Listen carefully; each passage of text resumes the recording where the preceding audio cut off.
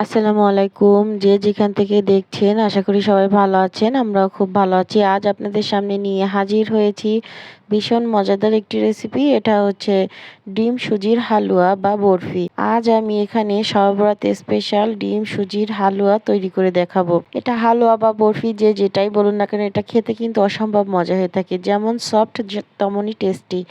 এটা না তৈরি করলে আপনি বুঝতে পারবেন না এটা খেতে কতটা ভালো লাগে। চলুন আমরা রান্নায় চলে যাই।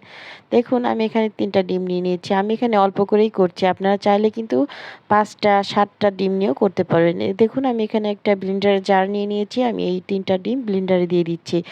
ডিম ৩টা দিয়ে আমি একই মেজারমেন্ট কাপের ১ কাপ চিনি দিয়ে দিব।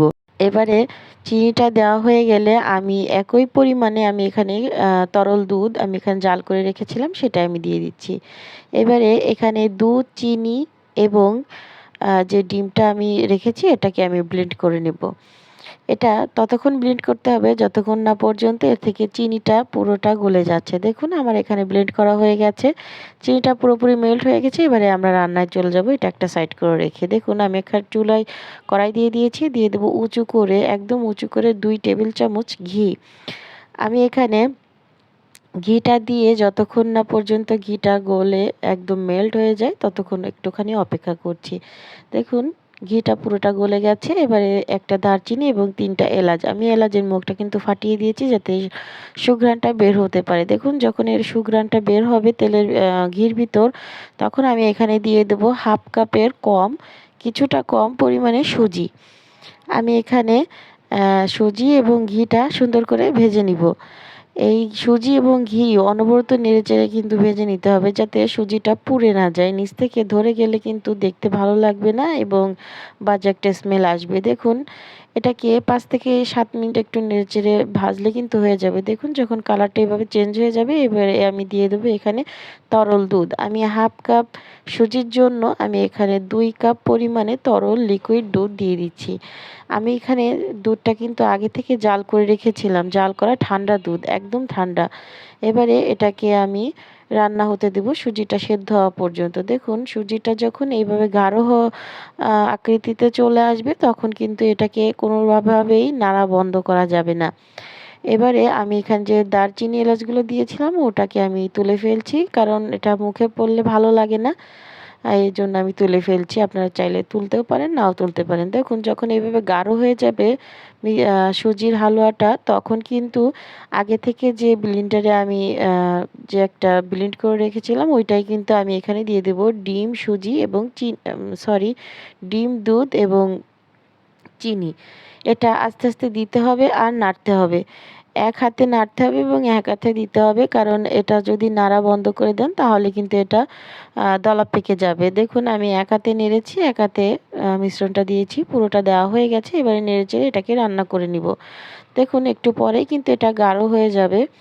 আস্তে আস্তে ঘন হওয়া শুরু করে দিয়েছে। এই পর্যায়ে আমি দিয়ে দেবো এখানে সামান্য একটুখানি অরেঞ্জ ফুড কালার। এটা আমি ১ চামচ পানিতে সামান্য একটু গুলিয়ে রেখেছিলাম। দেখুন দিয়ে দিলাম। এটা কিন্তু অপশনাল। আপনারা চাইলে দিতে পারেন, নাও দিতে পারেন। কারণ এটা দিলে কালারটা সুন্দর আসে, দেখতে ভালো লাগে। এর জন্য আমি দিয়েছি। আপনারা যদি চান দিতে পারেন, দেখতে ভালো লাগবে। এবারে এটাকে নেড়েচেড়ে মিশিয়ে নিচ্ছি। ভালো করে মিশাতে হবে যাতে পুরোটা সুন্দর করে কালারটা ছড়িয়ে পড়ে। দেখুন আমার কিন্তু এটা মেশানো হয়ে গেছে। এবারে আমি এখানে দিয়ে দেবো ১ চামচ ভ্যানিলা এসেন্স। আপনাদের হাতের কাছে যদি ভ্যানিলা এসেন্স না থাকে তাহলে কিন্তু আপনারা এখানে ১ চামচ কেওড়া জল দিতে পারেন।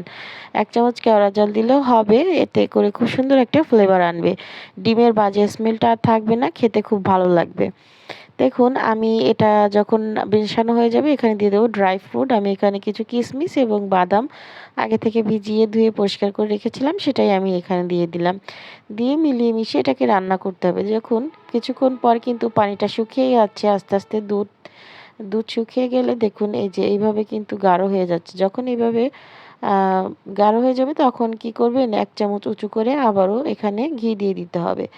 দেখুন ঘিটা দিয়ে এভাবে মিলিয়ে মিশিয়ে রান্না করতে হবে। যখন দেখবেন এই যে প্যান থেকে এটা ছেড়ে দিচ্ছে এবং যে ঘিটা আমি দিয়েছি লাস্ট পর্যায়ে ওইটা কিন্তু সুন্দর একটা স্ট্রং ফ্লেভার আনবে ঘিয়ের।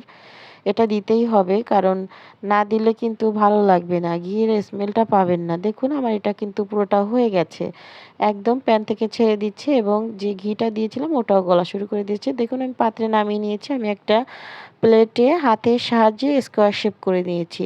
এটা যে সবসময় কন্টেনারেই করতে হবে স্কোয়ার শেপের, এটা কিন্তু না। আমি সামান্য একটু ঘি হাতে নিয়ে এটাকে হাতের সাহায্যে প্রেস করে করে আমি এটাকে একটা স্কোয়ার শেপ করে দিয়েছি। এবারে আমি এটাকে 2 ঘন্টার মতো আমি রেস্টে রাখবো। যদি গরমের দিন হয় তাহলে কিন্তু এটা ফ্রিজেও রাখতে পারেন, সুন্দর সেট হয়ে যাবে। 2 ঘন্টা পরে আমি আপনাদের এটা কেটে দেখাচ্ছি। দেখুন এই যে আমি কাটা শুরু করে দিয়েছি। আমার এটা সেট হয়ে গেছে। যেহেতু আমি ফ্রিজে রাখিনি, একটুখানি আছে, আপনার ফ্রিজে রাখলে খুব সুন্দর করেই কিন্তু এটা হয়ে যাবে। দেখুন আমি এখানে এই যে স্কোয়ার শেপেই কেটে নিয়েছি। আপনারা যে কোনোভাবে আপনাদের যেভাবে পছন্দ হয় সেভাবে কেটে নিতে পারেন। এবারে আমি এখানে প্রত্যেকটা পিসে আমি এখানে আমন্ড বাদামটা দিয়ে দিচ্ছি। আপনারা আপনাদের পছন্দ মতো যেকোনো কিছু কিন্তু এখানে দিতে পারেন। পেস্তা বাদাম, কাজু বাদাম, কিশমিশ আপনাদের পছন্দ অনুযায়ী যা আপনাদের কাছে ভালো লাগে সেভাবে কিন্তু আপনারা এটাকে সার্ভ করতে পারেন। দেখুন আমার এটা সার্ভ করা হয়ে গেছে, কতটা দেখতে সুন্দর লাগছে। এরকম একটা আ হালুয়া কিন্তু সবাই খুব পছন্দ করবে।